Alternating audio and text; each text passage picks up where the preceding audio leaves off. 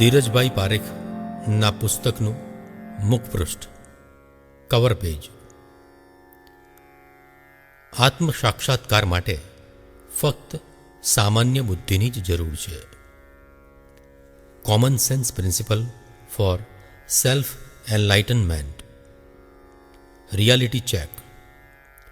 આત્મ સાક્ષાત્કાર શું આ કળિયુગમાં શક્ય છે? હા, શક્ય છે. મૂંઝવણની સમજણ. ધીરજ પારેખ. પેજ 1. આત્મ સાક્ષાત્કાર શું આ કળિયુગમાં શક્ય છે? મૂંઝવણની સમજણ. ધીરજ સિદ્ધાંત. મનુષ્ય જીવનથી માંડીને કેવળ જ્ઞાન સુધીની બધી જ અવસ્થાઓનું મુખ્ય કારણ યાદી છે. જેવી યાદી તેવું જ્ઞાન, અને જેવું જ્ઞાન તેવી યાદી, જેવી યાદી તેવી જાગૃતિ. આત્મ સાક્ષાત્કારથી માંડીને કેવળ જ્ઞાન સુધી આત્માની સીટ પર બેસીએ ત્યારે યાદી રહેતી નથી, ફક્ત જ્ઞાન જ હોય. સિદ્ધાંત 2. સારું જીવન, ખરાબ જીવન, બંધન મુક્ત જીવન બધું જ ફક્ત ચિત્ત, મેમરીના કારણે જ છે. ધીરજ પ્રિન્સિપલ.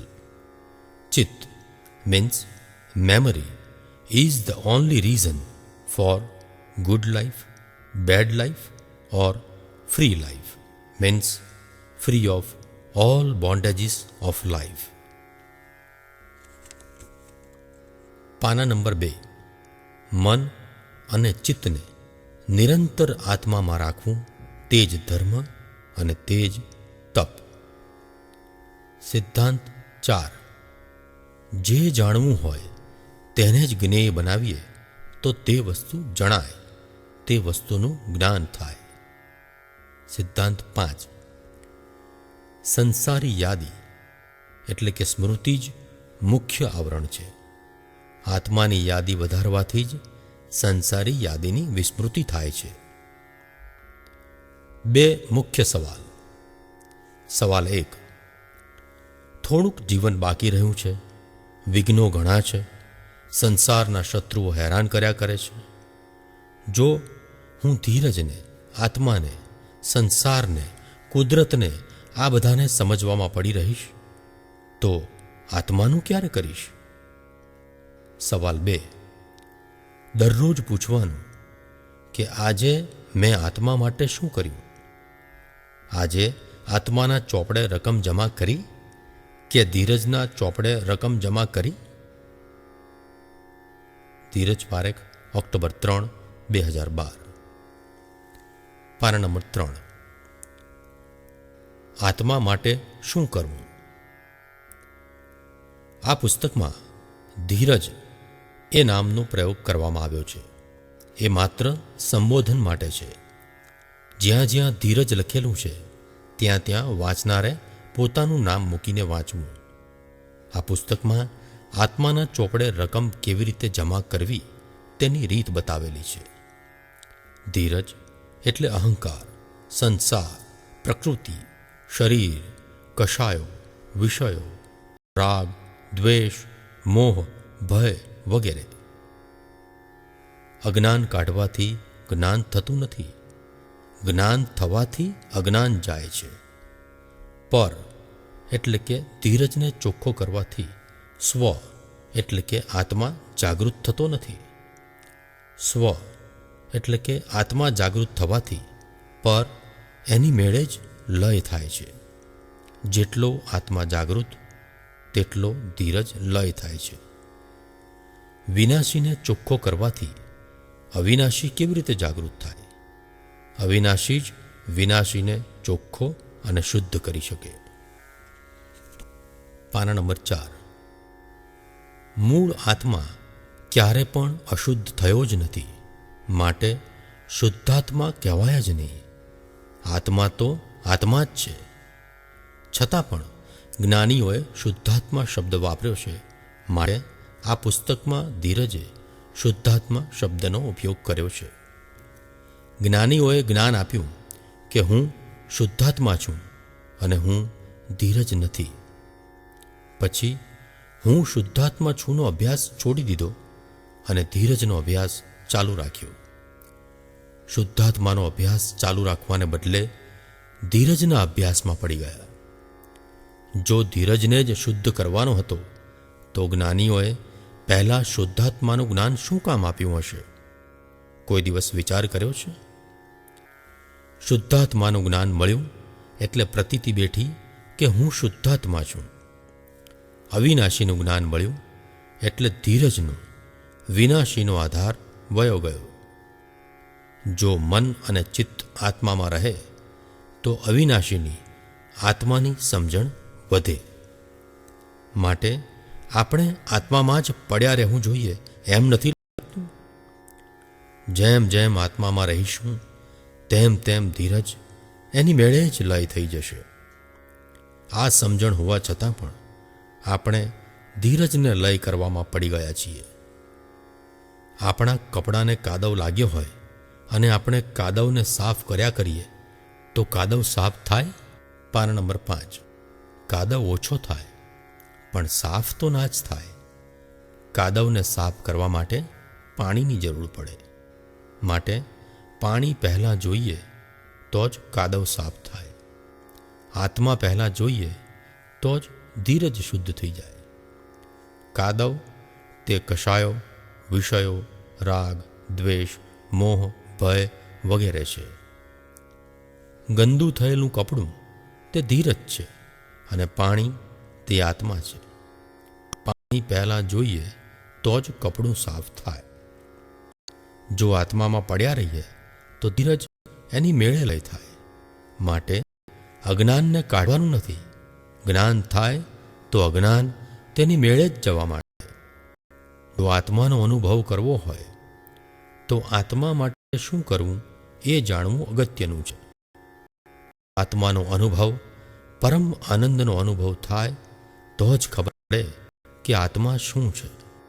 હકીકતમાં બધી જ રીતો બુદ્ધિને શાંત કરવાની છે. જે રીત સહેલી લાગે તે રીત અપનાવવી.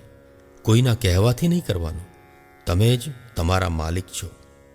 આત્મા માટે આત્માની યાદી વધારવાની છે. પાના નંબર 6. આત્મ સાક્ષાત્કાર એટલે શું? આત્મ સાક્ષાત્કાર એટલે આત્માનો અનુભવ થવો. આ અવસ્થાને જ જ્ઞાન થયું છે એમ કહેવાય છે. આ અવસ્થા આવે ત્યારે સ્પષ્ટ વેદન થાય છે. આત્મપ્રદેશ અને જળ પ્રદેશ છૂટા પડવાનો અનુભવ થાય છે. સ્વ અને પર જુદા પડી જાય. દિવ્ય ચક્ષુ મળે. જોનારો દેખાય, જાણનારો જણાય. દરેક જીવના શરીરમાં આત્મા ભગવાન દેખાય. ધીરજ રીતસર જુદો દેખાય. ધીરજની આજુબાજુનું પણ દેખાવા માંડે. ધીરજની પાછળનું પણ દેખાય. મન અને ચિત્ત આત્મામાં સ્થિર થાય. પરમ શાંતિ અને પરમ આનંદનો અનુભવ થાય. આત્મ સાક્ષાત્કાર થાય એનો અર્થ એમ નહીં કે ધીરજના વિચાર, વાણી અને વર્તન તરત જ બદલાઈ જાય અને આત્માના બધા જ ગુણો ધીરજમાં તરત આવી જાય. ધીરજનું ચારિત્ર બદલાતા વાર લાગે, પણ ચારિત્ર બદલાવાનું શરૂ થઈ જાય. જેવો જેનો પુરુષાર્થ. વધુમાં વધુ 15 વર્ષમાં સમ્યક ચારિત્ર થઈ જાય છે. ઘણા જ્ઞાનીઓને થોડાક જ વર્ષમાં આત્મા જેવું ચારિત્ર થઈ જાય છે. પાના નંબર 7. તેમને શરીર છતાંય અશરીરનો અનુભવ જલ્દી થઈ જાય છે.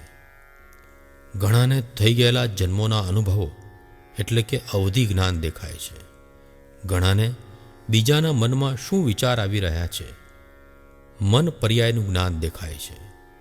જેવો જેનો ભરેલો માલ અને જેવો જેનો પુરુષાર્થ. આ પુસ્તક આત્મા નથી, પણ આ પુસ્તકમાં આત્માનો અનુભવ કેવી રીતે કરવો તેની સરળ, સહેલી અને સિદ્ધાંતિક રીત બતાવેલી છે. મન અને ચિત્તને કોઈ પણ અવસ્થામાં, કોઈ પણ સંજોગોમાં અનુકૂળ કે પ્રતિકૂળ અવસ્થામાં આત્મામાં કેવી રીતે રાખવા? જો આટલું આવડી જાય તો નિરંતર આનંદમાં જ રહેવાય. તેની સરળ અને સહેલી રીત આ પુસ્તકમાં પ્રસ્તુત કરી છે. આ ધીરજની રીત છે. બીજી ઘણી રીતો હશે. જો અહીં પ્રસ્તુત કરેલી રીતમાં વિરોધાભાસ જણાય, સિદ્ધાંત ના સમજાય તો સંપર્ક સાધવા વિનંતી છે. Email ID dparek01@msn.com. પાના નંબર 10. આત્મ સાક્ષાત્કાર શું આ કળિયુગમાં શક્ય છે? મૂંઝવણની સમજણ. આ પુસ્તકમાં ધીરજ નામનો પ્રયોગ કરવામાં આવ્યો છે. તે માત્ર સંબોધન માટે છે. જ્યાં જ્યાં ધીરજ લખેલું છે ત્યાં ત્યાં વાંચનારે પોતાનું નામ મૂકીને વાંચવું. ક્ષમા. ધીરજ આત્માનો વિદ્યાર્થી છે. ધીરજને બધા જ્ઞાનનું પૃથ્થકરણ કરવાની આદત છે. ધીરજનું માનવું છે કે સિદ્ધાંતિક રીતે સમજાય તો જ જ્ઞાન કહેવાય, નહીં તો મૂંઝવણ કહેવાય. અહીં મને સમજાયું તે પ્રસ્તુત કર્યું છે. આ લખાણ દ્વારા હું કોઈ જ્ઞાનીનો કે કોઈ શાસ્ત્રોના પરમ વિનયનો ભંગ કરવા નથી માગતો.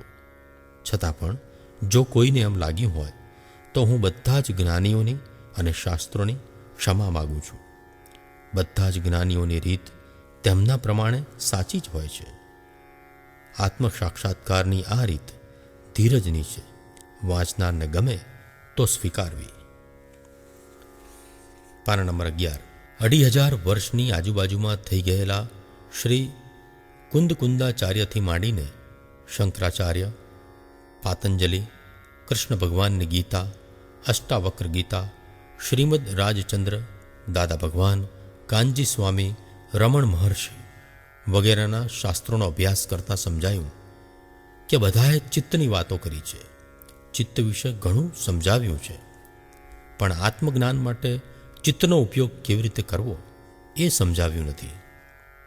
ધીરજને આ અનોખો અનુભવ થયો છે. એ તમારી પાસે પરમ વિનયથી પ્રસ્તુત કરું છું. જ્યારથી હું આત્માને જાણવાનો વિદ્યાર્થી બન્યો ત્યારથી સિદ્ધાંતને ગોતતો હતો. ઘણા શાસ્ત્રો વાંચ્યા, ઘણા આત્મજ્ઞાનીઓને મળ્યો, પણ કંઈ સિદ્ધાંતિક રીતે બેસતું ન હતું. વ્યવહારમાં હું વૈજ્ઞાનિક તરીકે કામ કરું છું, માટે સિદ્ધાંતને ગોતવાની આદત પડી ગઈ છે. આત્મા વિજ્ઞાન છે, માટે આત્માનું જ્ઞાન પણ સિદ્ધાંતિક જ હોવું જોઈએ. ઘણું એનાલિસિસ કર્યા બાદ, ઘણું મનન, ચિંતન, અનુભવ કર્યા બાદ અંતમાં પાના નંબર 12 મને આ સિદ્ધાંત મળ્યો છે. ધીરજે પહેલી વાર સારું જીવન, ખરાબ જીવન કે મુક્ત જીવન માટે ચિત્તનો ઉપયોગ કેવી રીતે કરવો તે બતાવ્યું છે. જેને ચિત્તનો ઉપયોગ સમજાય એને બધું જ સમજાય. વેદ, વેદાંત, ઉપનિષદ, ગીતા, જૈન શાસ્ત્રો, વેસ્ટર્ન શાસ્ત્રો, જ્ઞાનીઓની વાણી વગેરે કુદરત અને મનુષ્ય એટલે કે કુદરત અને ધીરજ શરીર પર ભાર મૂક્યો છે. ધીરજે આમ કરવાનું અને તેમ કરવાનું, આ ત્યાગવાનું અને તે ત્યાગવાનું, કુદરત શું કરે છે, શું નથી કરતી વગેરે. પણ આત્માને ભૂલી ગયા. આત્માના જ્ઞાનને મારી સમજણ પ્રમાણે બહુ જ મૂંઝવણવાળો કર્યો છે. મને લાગ્યું કે આત્મા સીધો, સાદો, સરળ, સહેલો, શાંત અને સિદ્ધાંતિક છે, અને આત્મા તો કંઈ કરતો જ નથી. તો આત્માનું જ્ઞાન કેવી રીતે આટલું બધું અઘરું હોઈ શકે? પાછું જીવન ટૂંકું, વિઘ્નો વધારે અને કુદરતને સમજવામાં, મનુષ્યને સમજવામાં, આત્માના જ્ઞાનને સમજવામાં જો આખો અવતાર વયો જશે તો આત્માનું ક્યારે કરીશ? છેલ્લા 4 વર્ષથી આ સવાલ મને મૂંઝવતો હતો. ખૂબ વિચાર કર્યા પછી, ખૂબ સિદ્ધાંતોને સમજ્યા પછી આ જ્ઞાન થયું છે. પાના નંબર 13. ગમે તેટલું ધીરજ વિશે, કુદરત વિશે કે આત્મા વિશે શીખીએ તો પણ મેં આત્મા માટે શું કર્યું એ નિરંતર પૂછવાનું છે. આત્મા માટે કંઈક કરીએ તો જ બંધન મુક્ત થવાય, મોક્ષ મળે. આત્માની વાતો કરવાથી મોક્ષ ના મળે. આત્માની વાતોને ધર્મ ધ્યાન કહેવાય, માટે સ્વર્ગ મળે, પણ ફરી મનુષ્ય જન્મ લેવો પડે. આત્મા માટે શાસ્ત્રો વાંચ્યા, ગુરુઓને મળ્યા, જ્ઞાનીઓને મળ્યા, સત્સંગોમાં ગયા, ભક્તિ કરી, ભજનો ગાયા, બ્રહ્મચર્ય પાળ્યું, પ્રતિક્રમણ સામયિક કર્યા, અપરિગ્રહ કર્યો, ત્યાગ કર્યા, યજ્ઞ કર્યા, તપ કર્યું, સારા કાર્ય કર્યા વગેરે ઘણું કર્યું, તો પણ કોઈ આત્માનું જ્ઞાન ના થયું. આથી ધીરજને મૂંઝવણ થતી હતી. આ મૂંઝવણના કારણે એક દિવસ કુદરતી રીતે જ એક બે સિદ્ધાંત મળી ગયા. અને આત્મા માટે શું કરવું, આત્મામાં કેમ રહેવું, આત્મામાં તલ્લીન કેવી રીતે થવું, આત્મા કેવી રીતે બનવું, આત્મા સ્વરૂપ કેવી રીતે થવું. પાના નંબર 14. શુદ્ધ ઉપયોગમાં કેવી રીતે રહેવું, શુક્લ ધ્યાનમાં કેવી રીતે રહેવું, એની એક રીત મળી ગઈ. આ પુસ્તકમાં આ રીત પ્રસ્તુત કરી છે. વિચાર આવ્યો કે બધાને યાદી તો છે જ. કોઈ મનુષ્યને યાદી ના હોય એવું બન્યું જ નથી. કોઈને વધુ યાદી હોય અને કોઈને ઓછી હોય, પણ બધાને યાદી તો છે જ. તો આ યાદી આવી ક્યાંથી? મન, વાણી અને કાયાથી થતા બધા જ કાર્યોને કોઈને કોઈ જરૂર યાદ રાખે જ છે, એટલે કે ફોટા પાડે જ છે, અને તે યાદ રહી જાય છે. તો મનુષ્યના શરીરમાં એવું તે શું હશે કે જે આ સૂક્ષ્મમાં સૂક્ષ્મ ફોટા પાડી લે છે? ક્ષણે ક્ષણના ફોટા પાડી લે છે. ફોટા પાડવાની ઈચ્છા હોય કે ના હોય, આપણી મરજીની વિરુદ્ધમાં પણ ફોટા પડે જ છે, અને તેથી જ આ યાદ રહી જાય છે. માટે વધુ પૃથ્થકરણ કરતાં સમજાયું કે આ શરીરમાં એક જ વસ્તુ એવી છે કે જેનામાં આ ફોટા પાડવાની શક્તિ છે, અને એ છે ચિત્ત. ચિત્ત ફોટા પાડ્યા જ કરે છે, માટે જ પડેલા ફોટા યાદ આવે છે, અને તેથી જ ચિત્ત ભટકવા જાય છે. આમ સિદ્ધાંત મળી ગયો. પાના નંબર 15. ચિત્તનો એટલે કે યાદીનો ઉપયોગ. નિરંતર ચિત્તનો ઉપયોગ ફોટા પાડવામાં જ થઈ રહ્યો છે. અજાણતા ચિત્ત ફોટા તો પાડે જ છે. હવે જાણ થઈ કે ચિત્ત ફોટા પાડે છે, તો ચિત્ત પાસે વધુમાં વધુ આત્માના ફોટા પડાવીએ. જેને આત્મ સાક્ષાત્કાર કરવાની ઉતાવળ છે એને માટે તો આ સહેલું થઈ ગયું. જો મન અને ચિત્ત આત્મામાં રહે તો ચિત્ત વધુ ને વધુ આત્માના ફોટા પાડે, અને જેમ ફોટા વધે તેમ આત્મ સાક્ષાત્કાર જલ્દી થાય, તો આનંદ આનંદ થઈ જાય. ચિત્તનો ઉપયોગ કેવી રીતે કરવો એ જ શીખવાનું છે. જો ચિત્તનો ઉપયોગ આત્મા માટે કરશો તો આત્મા જાગૃત રહેશે, અને સંસાર માટે કરશો તો સંસાર જાગૃત રહેશે. ધીરજ સિદ્ધાંત. સિદ્ધાંત 1. સારું જીવન, ખરાબ જીવન કે બંધન મુક્ત જીવન બધું જ ફક્ત ચિત્ત એટલે કે મેમરીના કારણે જ છે. પાના નંબર 16. ધીરજ પ્રિન્સિપલ. ચિત્ત means memory is the only reason for good life, bad life or free life, free of all bondages of life. સિદ્ધાંત 2. મન અને ચિત્તને નિરંતર આત્મામાં રાખવું તે જ ધર્મ અને તે જ તપ. ગમે તેવી અનુકૂળ કે પ્રતિકૂળ અવસ્થા આવે ત્યારે ફક્ત આટલું જ ગોઠવવાનું છે કે ધીરજ, મન અને ચિત્તને આત્મામાં રાખ. બસ મન અને ચિત્તને આત્મામાં રાખ. જ્ઞાન પ્રકાશના ગોળામાં ખોવાઈ જા. આમ વારે ઘડીએ કહેતા રહેવાનું છે. બધી જ અવસ્થાઓ વિયોગી છે, માટે અવસ્થા જાય ત્યાં સુધી બીજું કોઈ જ્ઞાન ગોઠવવાની જરૂર નથી. સિદ્ધાંત 3. જે જાણવું હોય તેને જ જ્ઞેય બનાવીએ તો તે વસ્તુ જણાય, તે વસ્તુનું જ્ઞાન થાય. સિદ્ધાંત 4. સંસારી યાદી એટલે કે સ્મૃતિ જ મુખ્ય આવરણ છે. આત્માની યાદી વધારવાથી જ સંસારી યાદીની વિસ્મૃતિ થાય છે. પાના નંબર 17. રાક્ષસો. સંસારી શત્રુઓ એટલે કે ક્રોધ, માન, માયા, લોભ, પાંચ ઇન્દ્રિયોથી થતા વિષયો, રાગ, દ્વેષ, મોહ, ઈચ્છાઓ, ભય, વિચાર, બુદ્ધિ, અહંકાર, સંસારી ફોટા વગેરે. મન અને ચિત્તને આત્મામાં રાખવું એટલે કે મનમાં કહેવું કે હું શુદ્ધાત્મા છું, હું ધીરજ નથી. સાથે સાથે મન અને ચિત્તને જ્ઞાન પ્રકાશના ગોળામાં તલ્લીન કરવું. આત્મા શરીરમાં છે, માટે જ્ઞાન પ્રકાશના ગોળાને અંદર હૃદયમાં રાખવાનો, બહાર નહીં. મનને ડીપ સાયલન્સમાં લઈ જવાનો અનુભવ કરવો અને હું પોતે જ પ્રકાશ છું, મારા પ્રકાશમાં હું ઝળકું છું. ધીરજ ઝળકે છે અને આખું બ્રહ્માંડ ઝળકે છે. આત્મા પોતે જ જ્ઞાન છે, બાકીનું બધું ફોટા જ છે. આ જ જ્ઞાનને જીવનમાં ઉતારવાનો પુરુષાર્થ કરવાનો છે. જે વાત સમજાય તે જ જ્ઞાન કહેવાય. જે વાત સિદ્ધાંતિક હોય તે જ વાત સમજાય.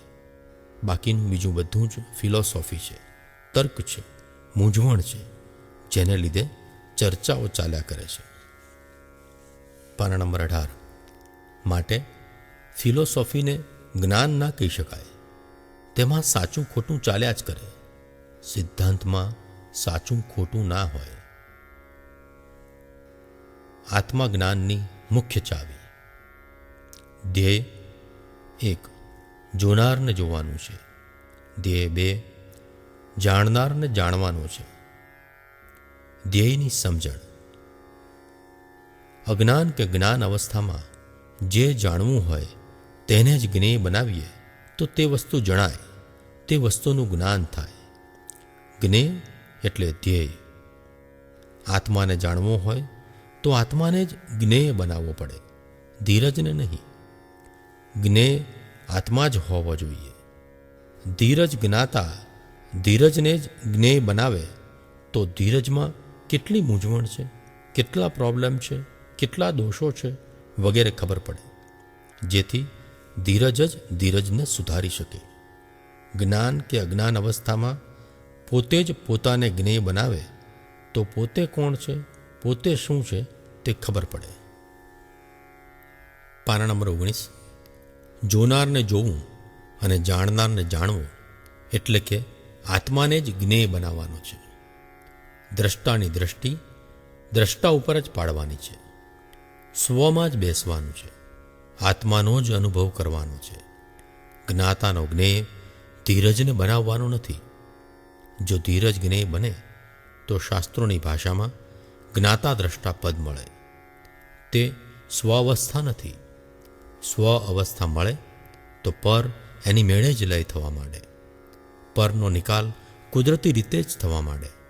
શાસ્ત્રોની ભાષા પ્રમાણે સ્વ પર પ્રકાશક થવાનું નથી, ફક્ત સ્વપ્રકાશક જ થવાનું છે. પછી તે પ્રકાશમાં હું ઝળકું છું.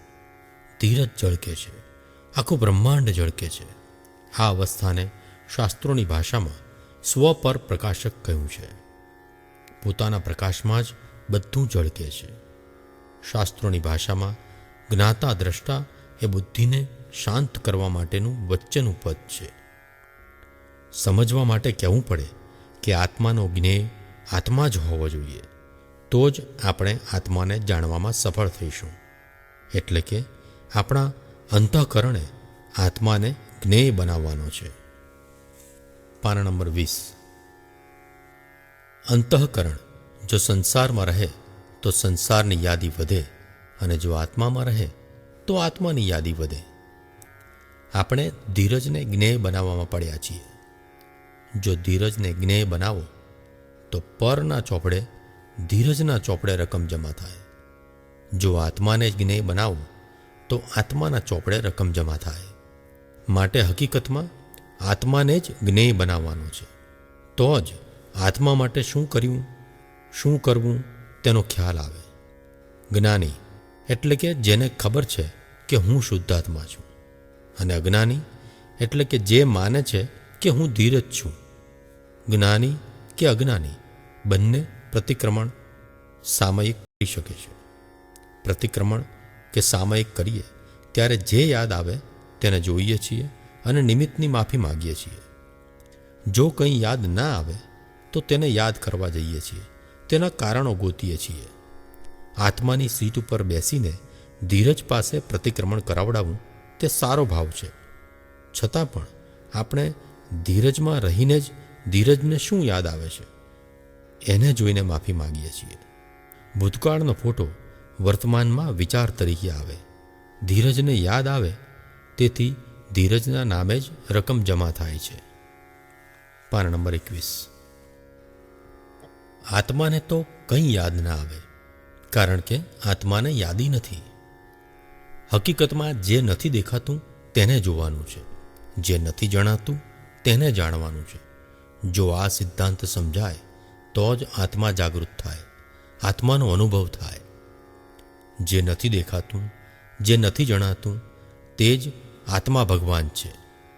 ત્યાં જ જો મન અને ચિત્ત સ્થિર થાય, ફોકસ થાય, તો જ આત્મા એક દિવસ કુદરતી રીતે જ દેખાવા માંડે, જણાવવા માંડે, અનુભવ થવા માંડે, દિવ્ય ચક્ષુ મળે. સ્થિર થવું, ફોકસ થવું, યાદ રાખવું એટલે જ આત્માના ફોટા પાડવા. ફક્ત આટલું યાદ રાખજો કે આયુષ્ય બહુ ઓછું છે, વિઘ્નો સંસારી રાક્ષસો ઘણા છે, અને જો આખો અવતાર આત્મજ્ઞાનને સમજવામાં જશો, ધીરજને સમજવામાં જશો, તો આત્માનું ક્યારે કરશો? જે ચિત્તનો ઉપયોગ આત્મજ્ઞાન માટે કેવી રીતે કરી શકાય તે સંપૂર્ણપણે સમજી શકે, તો તેને આત્મજ્ઞાન માટે શું કરવું પડે એ પણ સંપૂર્ણપણે સમજાઈ જાય. પાના નંબર 22. આ પુસ્તકમાં ચિત્તને જ મહત્વ આપવામાં આવ્યું છે. ચિત્ત જ આત્મ સાક્ષાત્કાર માટે કે સંસાર માટે મુખ્ય કારણ, પ્રોટેગનિસ્ટ છે. જ્ઞાનીઓએ કહ્યું છે કે જ્યારે ચિત્ત સંપૂર્ણપણે શુદ્ધ થાય ત્યારે કેવળ જ્ઞાન થાય. આ વાત સિદ્ધાંતિક છે. જો ચિત્ત સમજાય તો બાકીનું બીજું બધું જ સરળ છે. ચિત્તને સમજવું અઘરું નથી. નિરંતર મન, વાણી અને કાયાના ફોટા તો પડી જ રહ્યા છે, ફક્ત આપણને તેની ખબર નથી. કેવળ જ્ઞાન સુધી ફોટા તો પાડવાના જ છે. અજાણતા ફોટા તો પડી જ રહ્યા હતા. હવે ખબર પડી કે ચિત્ત નિરંતર ફોટા જ પાડે છે. આપણે હવે જાણીને આપણી મરજીથી શેના ફોટા પાડવા છે એ નક્કી કરવાનું છે. આપણે આત્માના ફોટા પાડવા છે કે સંસારના? જેને બંધન મુક્ત થવું છે તે આત્માના ફોટા પાડશે, અને જેને સંસાર ગમે છે તે સંસારના ફોટા પાડશે. આ ફોટા પાડવાની રીત જો સમજાઈ જાય તો આત્મ સાક્ષાત્કાર જલ્દી થાય. માટે શરૂઆતમાં આત્માના ફોટા પાડવાના ભાવ, નિશ્ચય, પુરુષાર્થ, ધ્યાન વગેરે કરવાના છે. પાના નંબર 23. કારણ કે ભાવ, નિશ્ચય, પુરુષાર્થ, ધ્યાન વગેરે આપણા હાથમાં છે. બાકીનું બધું કુદરતના તાબે છે. જેવા વિચાર આવે તેવા ફોટા પડે. ફોટા પાડવા એટલે કે મન અને ચિત્તને ફોકસ કરવું. મન અને ચિત્ત દ્વારા નોંધ લેવી, દ્રષ્ટિ બદલવી. ફોટાને જે નામ આપવું હોય તે આપી શકાય. યાદી, યાદગીરી, યાદશક્તિ કે મેમરી વગેરે ક્યાંથી આવી? મન, વાણી અને કાયાથી થતા અનુભવો ક્યાંક ને ક્યાંક ભરાઈ જાય છે, છુપાઈ જાય છે. જો આ સવાલનો જવાબ મળે તો સમજાય કે આ શરીરમાં એક જ વસ્તુ એવી છે કે જેને યાદ રાખવાની શક્તિ છે. પછી તે યાદ ફોટા પાડીને રાખીએ કે નોંધ લઈને રાખે, કે ફોકસ એકાગ્ર થઈને રાખે, કે દ્રષ્ટિ બદલીને રાખે, જે રીતે તેને યાદ રાખવું હોય તે રીતે રાખે. એક દિવસ સમજાઈ ગયું કે આ બધી ચિત્તની જ ખૂબી છે. અહીં ફોટા શબ્દનો ઉપયોગ કર્યો છે. વાંચનારને જે શબ્દ વાપરવો હોય તે વાપરે. પાના નંબર 24. આ ફોટા પાડવાની શક્તિ ફક્ત ચિત્તમાં જ છે. માટે આ ચિત્તમાં જ યાદી, યાદગીરી, યાદશક્તિ કે મેમરી છે. ચિત્ત એટલે શું? ચિત્તનું કામ શું છે? ચિત્ત એટલે યાદી કે મેમરી. ચિત્તનું કામ ફક્ત ફોટા પાડવાનું છે. ચિત્તનું કામ યાદ રાખવાનું છે અને યાદ કરવાનું છે. ચિત્ત શું કરે છે? ચિત્ત ફક્ત એક જ વસ્તુ કરે છે અને તે નિરંતર વિચાર, વાણી અને કાયાના એટલે કે 5 ઇન્દ્રિયોના ફોટા પાડ્યા કરે છે. ચિત્તનું કામ ફક્ત ફોટા પાડવાનું છે. ફોટા એટલે ચિત્ર, દ્રશ્ય. પડેલા ફોટાને યાદી કે મેમરીમાં મૂકે છે. પડેલા ફોટાને યાદ કરી શકે છે. જે ફોટા યાદ આવે ત્યાં ચિત્ત ભટકે છે. ચિત્ત જ્યારે યાદ કરે અને જ્યારે ચિત્ત ભટકે ત્યારે યાદ કરેલા અને ચિત્ત જ્યાં ભટકવા ગયું હોય તેના ફોટા ફરી પાડે છે. પાના નંબર 25. આમ નિરંતર ફોટા પાડ્યા જ કરે છે. પ્રતિક્રમણ કે સામયિક કરો ત્યારે જે યાદ કરો તેના ફોટા ચિત્ત પાડે છે. આમ સંસારી અવસ્થાના જ ફોટા પડે છે. તો સવાલ થવો જોઈએ કે આત્મા માટે શું કર્યું? ચિત્ત અને મન જોડાયેલા છે. જેના ફોટા વધારે તેના વિચાર આવે. ચિત્ત કોના ફોટા પાડે છે? મનનું કામ વિચાર કરવાનું છે. મન જે વિચાર કરે તેના ફોટા ચિત્ત પાડે છે. ફોટાની યાદીને લીધે મન વિચાર કરે અને ચિત્ત તે વિચારોના ફરી ફોટા પાડે છે. પાના નંબર 26. આમ ખબર ના પડે કે પહેલાં કોણ, ચિત્ત કે મન, મન કે ચિત્ત. બસ આ ચક્કર ચાલ્યા જ કરે છે અને તેથી જ અવતારોના અવતારો મળ્યા જ કરે છે.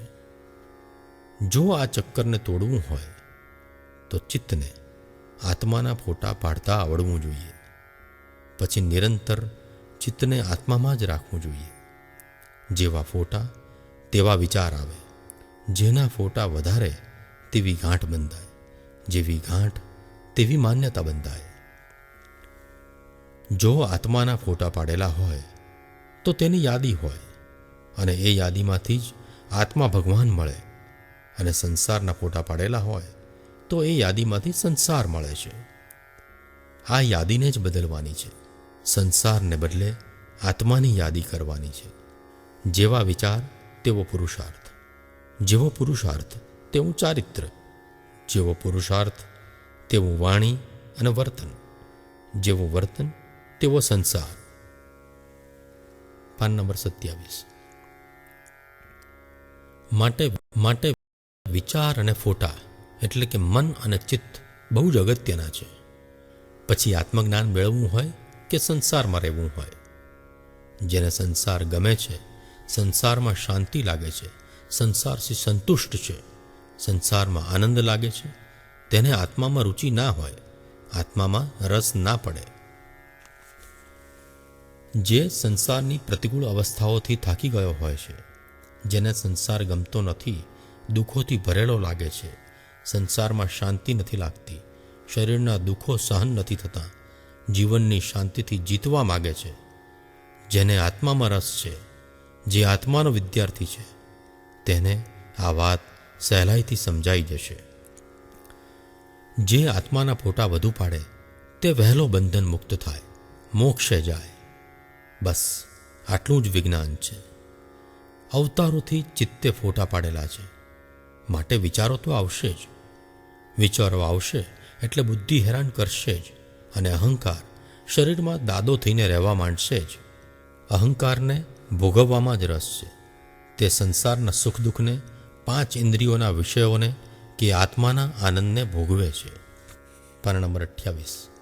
જ્યારે ચિત્ત આત્માના ફોટા વધુ પાડવા માંડશે ત્યારે સંસારી અહંકાર તૂટવા માંડશે અને અહંકાર જ અહમ બ્રહ્માસ્મિ કહીને ઊભો રહેશે.